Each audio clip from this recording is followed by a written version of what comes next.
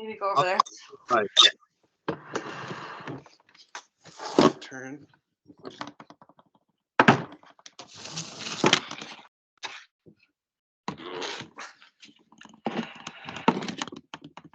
There we go.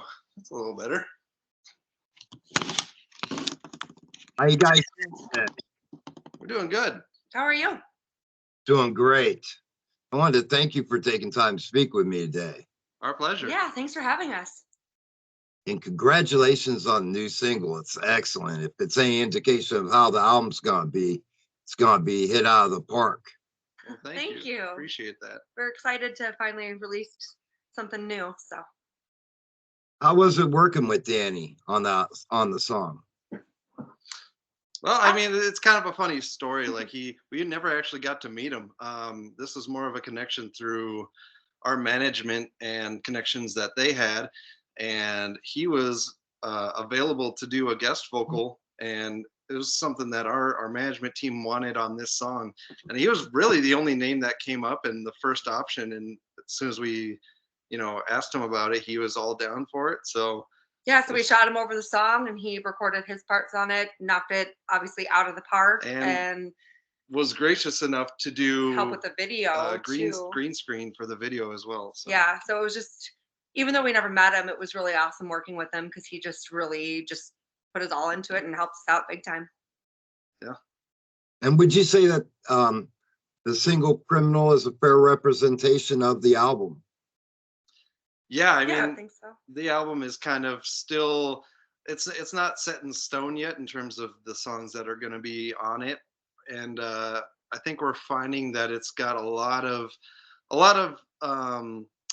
similar things going on in terms of the way that we're writing these songs compared to the way that we wrote "Criminal." It was all just kind of like, this is how we're going forward, and now we're setting a plan and we're going deliberately about it, and like we're making very deliberate decisions, whereas in the past it was just kind of like, we get in the studio, we've got 11 songs, 10 of them are going to make the album, let's go, and there was basically time crunch, whereas now we've got kind of a little bit more of a plan, and it seems like it's helping us create something that we're going to be very, very proud of in the end. So. And there's a tour in the works, is that correct?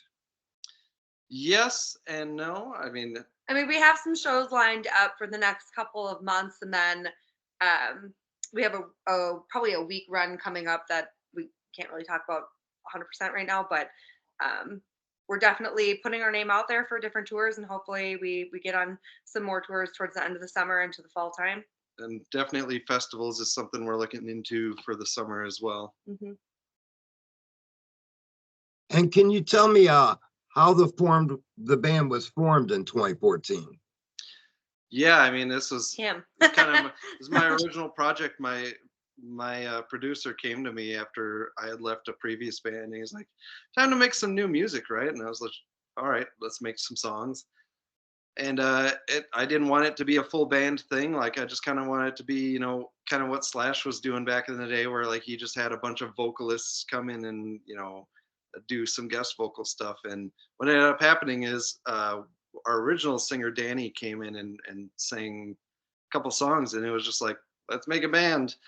And then years down the road, now Elisa is our new singer. Not new anymore. I mean, it's been since 2018. But yeah, Danny had her last show in July of 2018, and then I stepped in from there.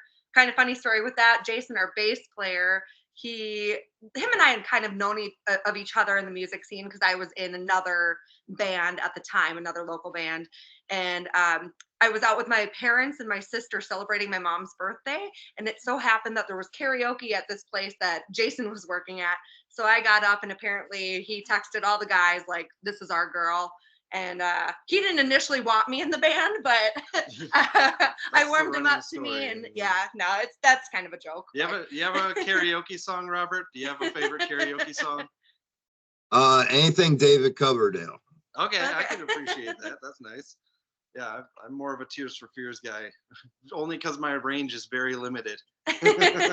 I'll sing whatever. But yeah, it's been awesome working and growing with them as a band, and yeah, it's been great. And as far as you know, touring and that, are there any exercises that you do to prepare yourself vocally before a show? I mean, I do warm ups and cool downs. I kind of like rub my throat a little bit, just kind of loosen everything up. Um, yeah, just warm ups basically, drinking room temperature water and And the most annoying warm up tape that you'll ever do. She's got a CD. She throws it in the van they before can the deal with show. it. Yeah, it's just literally like 30 or 40 warm up exercises. It's Melissa Cross, and But- she's just the most amazing vocal coach. I mean, I wish I could work with her in person someday. Well, She yeah. works with a lot of like metal singers and screamers and stuff, and so it's a really good warm up. But then cool Well, down. She'll do that before the show, and then we'll get in the van after the show, and it'll still be playing. It'll just be like, we'll get in the van, turn the van on, and just be like, oh, oh, oh. Like, all right, all right. Hey, it works. And as far as being on the road, are there any funny road stories that you can share with me? I mean, one of my favorite go-tos is we got done playing a show in Mankato, and we were just driving the van out of this kind of industrial area, and it was like, all right, let's just keep following this road. And we had a couple of fans that were behind us because we were all going to the same place afterwards, and they were just following the van and trailer. And all of a sudden, the road just starts getting narrower and narrower, and I'm sitting in the passenger seat. Our drummer Chris is driving, and all of a sudden, like, the road is this narrow, and the streetlights are right here. And he goes, "Hey, we're on a bike trail. This is a bike trail." And so I call my bass player who's in the car behind us, and I go, "Hey, man, we're on a bike trail." And he goes, "I know we're on a bike trail." And so we end up just going for a mile down there. It's middle of the night. Really glad that no cops saw just a van and trailer with a caravan behind them, just like going down this bike trail. But yeah. I think the funniest one I can think of isn't really that funny. It's more hygiene related. We went on a 2-week tour with Another Lost Year in the beginning of 2020 before like the pandemic and everything hit. And I remember stopping at a Walmart and just being like, oh my gosh, we need to go get air freshener for this car because our drummer Chris hadn't like changed his underwear in like 6 days or something. And it just stunk to high heaven. So we had to get some air fresheners to help out with that situation. Yeah, that's something. Living in a van with 3 dudes is definitely has its challenges. And what are your lyrical inspirations? I mean, we both do a lot of the lyrical legwork. Just I take a lot of my inspiration from just real life situations and just how I'm feeling. So I don't think I have one particular style, I guess. I mean, I really like artists like Alanis Morissette and Lacey Sturm and Lizzie Hale and Amy Lee. So I kind of take, maybe some stuff off of them a little bit as far as lyrical style. But yeah, just really kind of right in the moment. And For me, it's Yeah. kind of like the things that are really hard to say.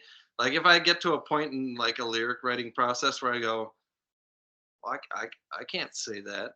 That's the point when you should write that down. You should say that. And the things that are the most hard to say are the things that people are going to most connect with in their own lives. And I had a song, one of the first songs we ever wrote was about like how I temporarily lost one of my best friends, and we reconciled later. But like at the time, it was just like, just basically me writing a letter that I know he might not ever hear because I didn't know at that point. But like, it was just basically laying it all out there. Like, I'm sorry that this happened, and that all of this went this way. And yeah, that was a tough song to write, but honestly, people have asked for it at a lot of shows because of that. So Yeah, and similar to that, like there was a song on the last album that left me haunted.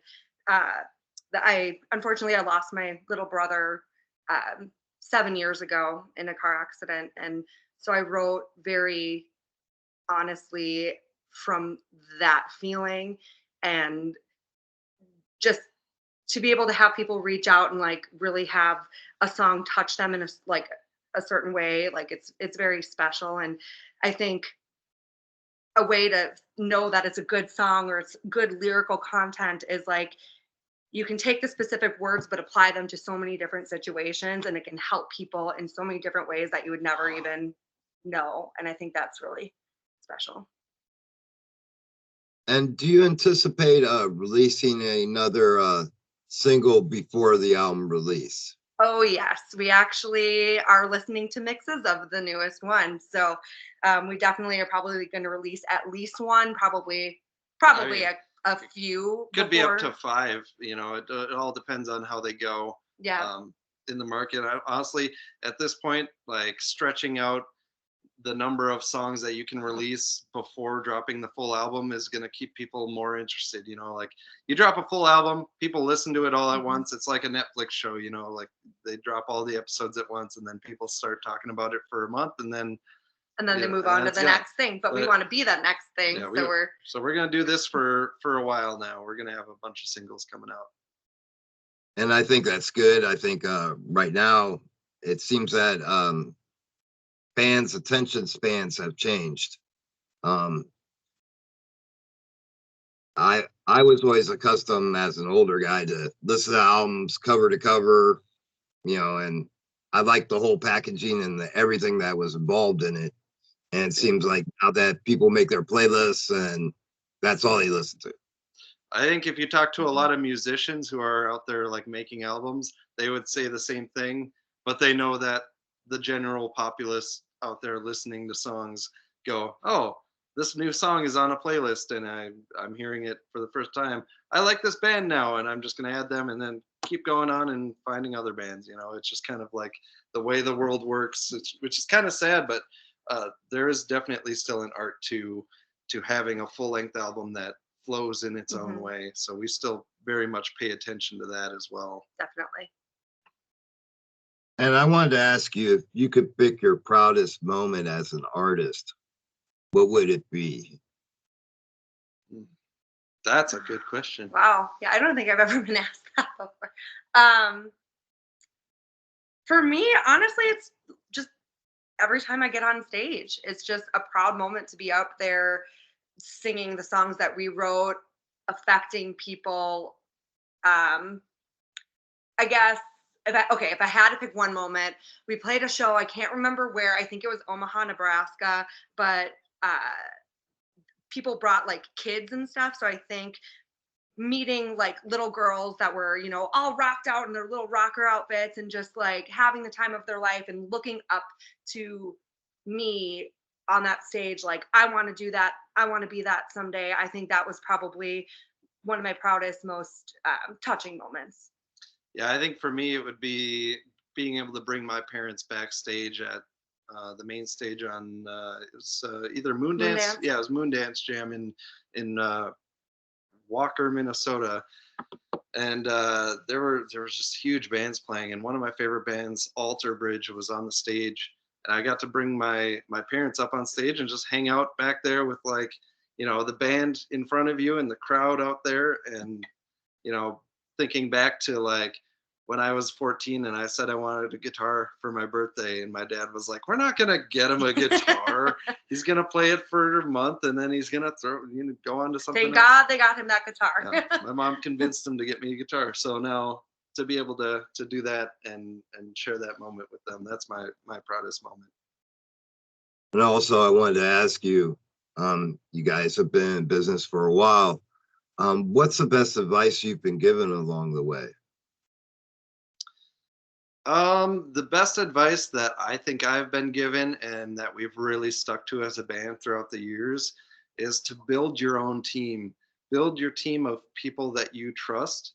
There's a lot of hype around getting signed to labels, and when you sign to a label, you're with the label. They're gonna pick their booking agent. They're gonna pick the people that they want to do merch. They're gonna pick like maybe even your manager. They're gonna pick your distribution and everything related to that. And the way we've built this band so far has been when we like someone, we will have them on our team, and we will go about it that way. We are not going to be all in on, something that we're going to have no control over. We're not going to give up rights to things, and we're not going to just hand things over blindly. And it's served us well to this point, because I feel like I've seen a lot of bands go the opposite way and try to bite at things that were too big for them, and now they're no longer bands. So Mine's more broad. I mean, I've gotten vocal tips for like performing and for touring and that kind of thing. But I think even outside of like band specific stuff, just do the things that you love and have fun. Because if you're not having fun, then you're not doing the right thing. And I think that's really important. If this ever stopped being something I was passionate about or being fun, then something's wrong. So I think that's been a pretty good piece of advice for me. And do you guys have any hobbies beyond music and that you like to do in your spare time? beer. I mean, it's also, so I work as a full-time He's a brewer, brewer, yeah. and the reason I kind of got into that was just because I loved beer with, like my brother and my group of friends and things like that. So I homebrew. I make mead, honey wine at home, and that's kind of one of my biggest things when I'm, when I actually have free time. I like to do that. And bowling. We And just got bowling. back from bowling. Yep. He's in a bowling league. I sub I'm sometimes. also a bowler. And yeah. then also a very important part of our family. Oh, come here. She's Stop running it. away right now. She's like, you're gonna exploit me. This little girl. She's a Boston This Terrier. is Daisy. She's a Boston Terrier. So she keeps us pretty busy. I used to breed Boston Terriers, so I have a pretty big passion for the little puppers. And I wanted to also say that live, you guys are absolutely amazing. You're one of the most high energy, great sounding bands I've seen in a long time. Well, thank you. Thank you. How much preparation goes into your stage presence on when you set out to tour? I mean, it's a lot of it is when you get on stage, you just kind of feel it. But there's definitely been those shows where it's like, it's been a long time where we're not quite as in shape anymore. And so Yeah. right now we're starting to gear up for spring. And so the preparation that's going into that is like, well, I just spent the entire winter not exercising whatsoever. So we've started some workout regimens. We've made some plans, and we've started changing our diets a bit. So it's definitely something that like you don't want to be caught by surprise once you get on And stage. I have a feeling we're gonna be, but we just kind of pushed through it. I mean, the first show that I ever played, or no, not the first show, but the first hometown show that we ever played for our Into the Black Sky CD release, the lights were so hot and we were so high energy, jumping around everywhere. I almost threw up. So I basically told myself I don't ever want to feel that way again. So like he said, yeah, we've started kind of a new workout regimen, and we've been gearing up practices with as a full band, and we'll be definitely focusing on that a bit more. And once we get closer to shows, we kind of like to, well, I actually at least get a little more high energy during practices, just to kind of get myself geared up and ready for what the stage show will be like. We have a weight loss bet right now with our drummer. I'm So losing. between me and her and the drummer, we have a weight loss bet, and then our bass player is just like, yeah, I lost my 5 pounds, and I'm pretty much Skinny little brat. This fucking gym rat over here is just like always just in shape. Good for you, man. Whatever. Go ride your bike somewhere. No, it's great. And speaking of meals, what is your favorite meal? Oh man. Favorite meal overall or favorite road meal? Because those are two different things. Favorite meal overall? Oh, yeah. Overall. Well, I'll go first because mine's snow crab.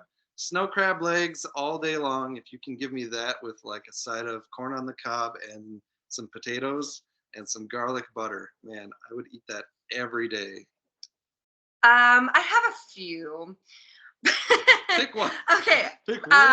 If I had to pick one, I'm a steak girl. So I would say some steak. We had this the other night. I'd say steak, some little baby potatoes chopped in half, roasted all nice, so they get a little crispy, and then some like caprese salad or sushi or ice cream. It used to be chicken and potatoes, but now I've upgraded my taste to steak and potatoes. What is the scene in Minnesota? Yeah. What's that? What? What is the music scene in Minnesota? It's kind of, it goes in waves. It's kind of interesting, like the way that Minnesota kind of like changes from hip hop to like hard rock to like, I mean, it's always just all over the place. Yeah, I mean, there's a lot of punk bands that came and went, and that scene's kind of, Because I mean, like, it's hard to get a gauge on it.